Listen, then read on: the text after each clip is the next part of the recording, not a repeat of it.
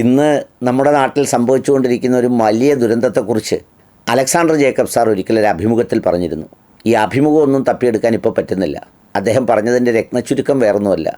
ഈ മതങ്ങളൊക്കെയും മറ്റു മതങ്ങളോട് വെറുപ്പും വിദ്വേഷവുമൊക്കെ വളർത്തി എന്തൊക്കെയോ കാണിച്ച് സംഘടിപ്പിച്ച് എല്ലാ മതങ്ങളിലെയും കുറച്ച് വികാര ജീവികളായ മനുഷ്യരെ ആവേശം കൊള്ളിച്ച് കുറച്ച് സവർണ സമ്പന്ന വർഗം, എല്ലാ മതത്തിലെയും സവർണ സമ്പന്ന വർഗം ഇങ്ങനെ നിറഞ്ഞാസ്വദിച്ച് മുന്നോട്ട് പോകുമ്പോൾ നശിക്കുന്നത് ഈ എതിർക്കപ്പെടുന്നവരല്ല, മറിച്ച് എതിർക്കുന്നവരാണ്.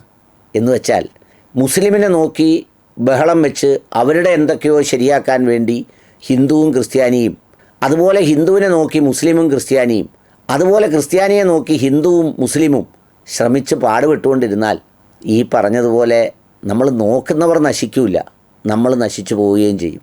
ഞാനിത് പറയാൻ കാരണം ഈ അയ്യപ്പ ഭക്തന്മാരുടെ വാഹനത്തിന് നേരെ ആക്രമണമുണ്ടായതിന് 5-6 പേരെ അറസ്റ്റ് ചെയ്തിരിക്കുന്നത് കണ്ടു. അത് കണ്ടപ്പോൾ പറഞ്ഞു പോയതാണ്. ഇത് ഒരു മതത്തിൽ മാത്രമല്ല, ഇപ്പോൾ പല മതത്തിലും സംഭവിച്ചുകൊണ്ടിരിക്കുന്നതും ഇനി സംഭവിക്കാനിരിക്കുന്നതും അതുതന്നെയാണ്. അതിനെക്കുറിച്ച് ഗൗരവമായി എത്ര പേർ ചിന്തിക്കുന്നുണ്ടെന്നറിയില്ല. അതുകൊണ്ട് പറഞ്ഞതാണ്. ഈ ഒരു കാലത്ത് നവോത്ഥാന നായകരൊക്കെ ഓരോ മതങ്ങളിലും ജനിച്ചവർ മറ്റു മതത്തെ ശരിയാക്കുകയായിരുന്നില്ല, അവരവരുടെ മതത്തെ ശരിയാക്കുകയായിരുന്നു.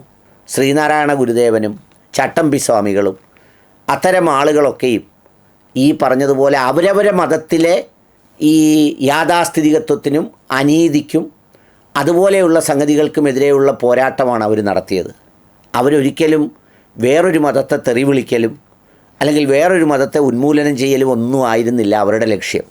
അങ്ങനെ ശരിയാക്കുന്നതിലൂടെ സ്വന്തം മതത്തെ ബിൽഡപ്പ് ചെയ്യുകയും അതിലെ മനുഷ്യർക്ക് വളരെ ഗുണപരമായ മാറ്റമുണ്ടാവുകയും ചെയ്യുക എന്ന ലക്ഷ്യത്തിൽ അവരൊക്കെ നടത്തിയ ആ ഇടപെടലുകളാണ് നമുക്കിതുവരെ സമൂഹത്തിൽ കണ്ടുകൊണ്ടിരിക്കുന്നത്. എന്നാൽ അവർക്ക് പിൻഗാമികളായി ഇപ്പോൾ സമുദായ നേതാക്കളായി തലപ്പത്ത് വന്നിരിക്കുന്നവർക്കാർക്കും അവരവരുടെ സമുദായത്തെ ശരിയാക്കണമെന്നൊന്നുമില്ല. അവരുടെ എല്ലാ ശ്രമം അവരെ വിദ്വേഷമുണ്ടാക്കി തനിക്കും തൻ്റെ മക്കൾക്കും തൻ്റെ കുടുംബത്തിനും സുഖകരമായ ജീവിതം യാഥാർത്ഥ്യമാക്കണം. അതിന് ഏത് ജാതിക്കാരെ പിടിച്ചാലാണോ ഏത് മതക്കാരാണ് പിടിച്ചാലാണോ നടക്കുന്നത് അത് നടക്കണം. നമ്മുടെ പലിശയ്ക്ക് കൊടുക്കുന്ന സ്ഥാപനങ്ങൾ ശക്തിപ്പെടണം, നമ്മുടെ കള്ളുകച്ചവടം ശക്തിപ്പെടണം, നമ്മുടെ ബാക്കിയുള്ള വ്യാപാരങ്ങൾ ശക്തിപ്പെടണം, നമ്മുടെ കള്ളക്കടത്ത് ശക്തിപ്പെടണം, നമ്മുടെ വസ്തു കച്ചവടം ശക്തിപ്പെടണം, പിന്നെ നമ്മുടെ പിരിവ് ശക്തിപ്പെടണം. ഇതൊക്കെ ഉള്ളൂ ഇതിൻ്റെ തലപ്പത്തുള്ളവരുടെ ഇപ്പോഴത്തെ ലക്ഷ്യം.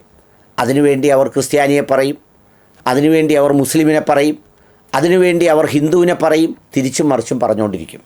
പക്ഷേ ഓരോ മതത്തിനുള്ളിലും അസന്മാർഗീയത, നിരീശ്വരവാദം, മയക്കുമരുന്ന്, മോഷണം, പിന്നെ ബാക്കിയുള്ള തോന്നിയാസങ്ങൾ, കൊലപാതകം, മാതാപിതാക്കളെ കൊല്ലൽ, വഞ്ചിച്ച് കാമുകിമാരോ ഭാര്യമാരെയോ ആക്കിയവരെ വെട്ടിക്കൊല്ലുക, അടിക്കുക, ഇല്ലാതാക്കുക, ഇതൊക്കെ യഥേഷ്ടം നടന്നുകൊണ്ടിരിക്കുക. ഇതിപ്പോൾ നമ്മുടെ വീടുകളിൽ തന്നെ എടുത്താലുള്ള സ്ഥിതി അതല്ലേ. നമ്മുടെ വീട് നന്നാകണമെങ്കിൽ നമ്മുടെ മക്കൾ നന്നാവണം. അയലത്ത് വീട്ടിലെ ജ്യേഷ്ഠൻ്റെ മക്കളെയും ഭാര്യയെയും മോശമാക്കാൻ വേണ്ടിയുള്ള എല്ലാ ശ്രമങ്ങളും നേരം വെളുക്കുന്നത് മുതൽ രാത്രി വരെ നമ്മൾ നടത്തിയാൽ നമ്മൾ നന്നാവുമോ?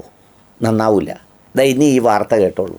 ഈ വാർത്ത ഇങ്ങനെയാണ്. കള്ളിക്കാട് നെയ്യാർ ഡാം പുതിയ പാലത്തിന് സമീപം നിർത്തിയിട്ടിരുന്ന അയ്യപ്പ ഭക്തരുടെ കാർഡിന് നേരെ ആക്രമണം നടത്തിയ പ്രതികൾ റിമാൻഡിൽ.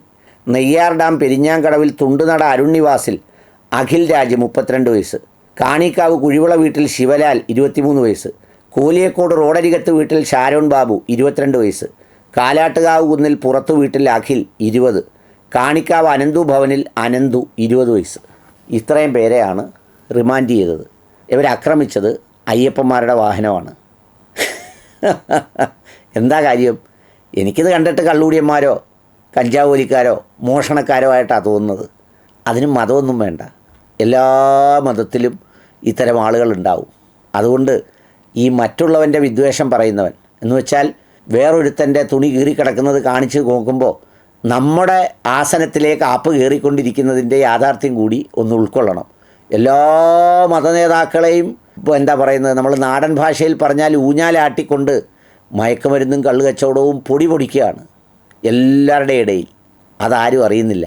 എല്ലാവരും പരസ്പരം ശരിയാക്കിക്കൊണ്ടിരിക്കുകയാണ്.